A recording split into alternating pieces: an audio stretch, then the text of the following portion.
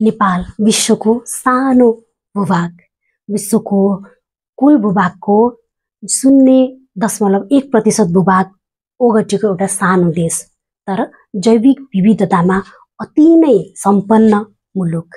जैविक विविधता प्राकृतिक सम्पदाको दृष्टिकोणले अति नै सम्पन्न र विराट मुलुक। जैविक विविधता जुन नेपालको धनको रूपमा रहेको छ त्यो अहिले संकटमा छ। के तपाईहरुलाई थाहा छ? नमस्ते सबैजनालाई, म संगीता सुवेदी आज पुनः एउटा नयाँ भिडियो लिएर तपाईहरु सामु उपस्थित भएकी छु। यो भिडियोको थम्बनेल र भर्खरै मैले भनेका वाक्यांशहरुबाट तपाईहरुले थाहा पाइसक्नु भएको छ आजको भिडियोको विषयवस्तु के रहनेछ भनेर। पक्कै पनि आज जैविक विविधताको विविध पक्षहरु लिएर तपाईहरु समक्ष उपस्थित भएकी छु।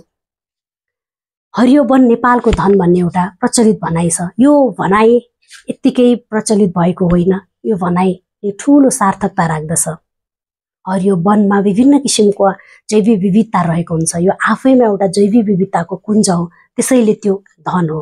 त्यसैगरी हरियो वन लगायत नदी नाला, हिमाल, पहाड, तराई, हाम्रा कृषिजन्य भूमिहरू यी सबैमा भएका जैविक विविधता नेपालको अमूल्य निधि हुन्। यस भिडियोमा नेपालको जैविक विविधताको अवस्था, जैविक विविधताबाट नेपालले के कस्तो फाइदा लिन सक्छ, कुन कुन आयामहरुमा कुन कुन पक्षहरुमा एडभान्टेज लिन सक्छ लगायत चुनौतीहरु के रहेका छन् भन्ने सन्दर्भमा म प्रकाश पार्ने कोसिस गर्नेछु। भिडियोको सुरुवातमा नेपालमा जैविक विविधताको प्रचुरताको अवस्थाको बारेमा एकदमै छोटोमा भन्न चाहन्छु।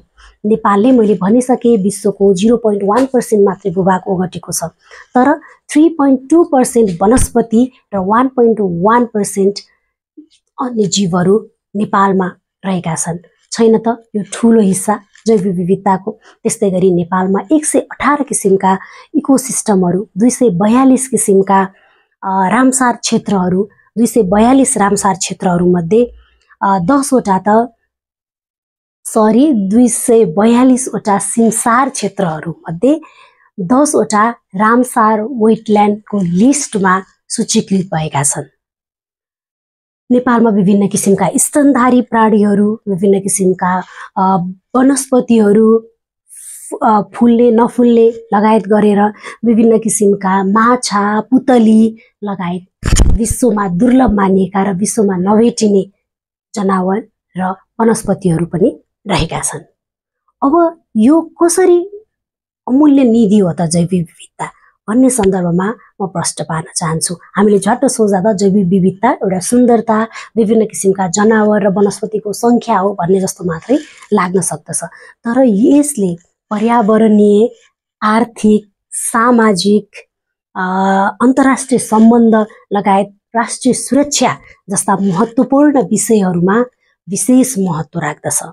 अब कसरी भन्ने लाग्दछ भने अबको यो पोइन्टहरू सुन्नुभयो भने तपाईहरुले थाहा पाउनुहुनेछ।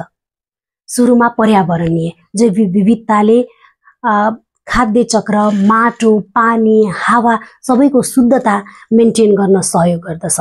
यसले जलवायु अनुकूलतामा सहयोग गर्दछ, किनभने जैविक विविधता हरेक चेनमा, हरेक चक्रहरूमा आवश्यक हुन्छ। तिनीहरूको अप्टिमम नम्बरले पारिस्थितिक प्रणालीलाई सहज र सन्तुलित बनाउँदछ।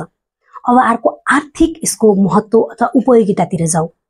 आर्थिक रूपमा भन्ने भने नेपालका विभिन्न किसिमका जुन राष्ट्रिय निकुञ्जहरू, आरक्षित क्षेत्रहरू छन् त्यहाँ पर्यटकहरूको घुइँचो लाग्ने गर्दछ। त्यो बाहेक पनि विभिन्न किसिमका जैविक विविधताहरू अध्ययन अनुसन्धान गर्नको लागि पनि पर्यटकहरू भित्रिने गर्दछन्, जसबाट नेपालले आर्थिक फाइदा लिन सक्छ। इको टुरिज्मलाई नेपालले प्रमोट गर्न सक्दछ। कृषिमा विविधीकरण गरेर कृषिमा सुधार ल्याउन, फुड सेक्युरिटीमा नेपालले एक्ट गर्न सक्छ। त्यसैगरी आर्थिक पोइन्टको अर्को महत्त्वपूर्ण पक्ष भनेको विभिन्न किसिमका जडीबुटीहरू, त्यसबाट औषधिजन्य चीजहरू उत्पादन गरेर अथवा ती चीजहरूलाई निर्यात गरेर नेपालले अर्थतन्त्रमा सुधार ल्याउन सक्दछ। त्यस्तै सामाजिक, सांस्कृतिक र धार्मिक कस्तो किसिमको महत्त्व रहेको छ भने हामी जनावर, बोट बिरुवाहरूलाई पूजा गर्ने हाम्रो संस्कार र सामाजिक परम्परा रहेको छ।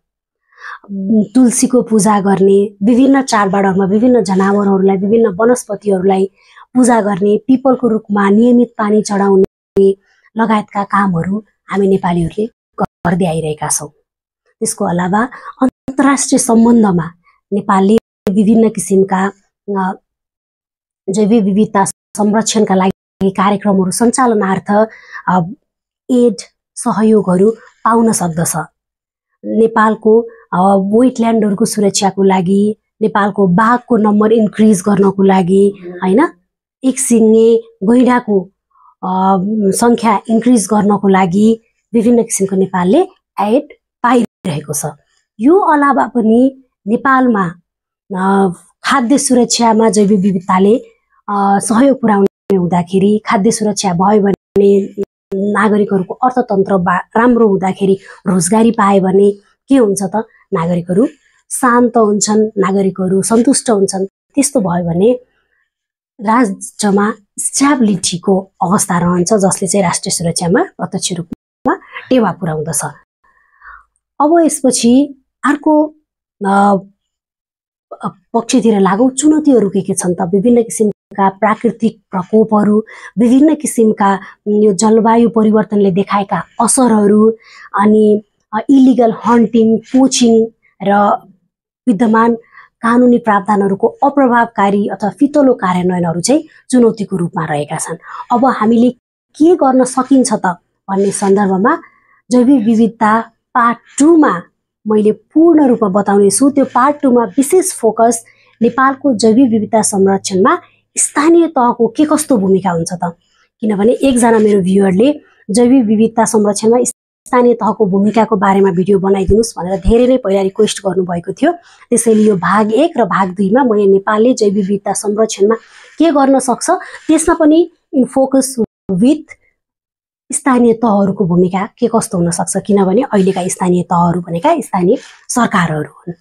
त्यो सम्बन्धी भिडियो लिएर मैले अर्को सेसनमा अथवा अर्को भिडियोमा तपाईहरु समक्ष उपस्थित हुनेछु। आजको भिडियो कस्तो लाग्यो? तपाईहरुको प्रतिक्रियाको लागि एकदमै आतुर छु, त्यसको प्रतीक्षा रहनेछ। आजको भिडियो यही सकिएको छ। Catch you in my next video. नमस्ते।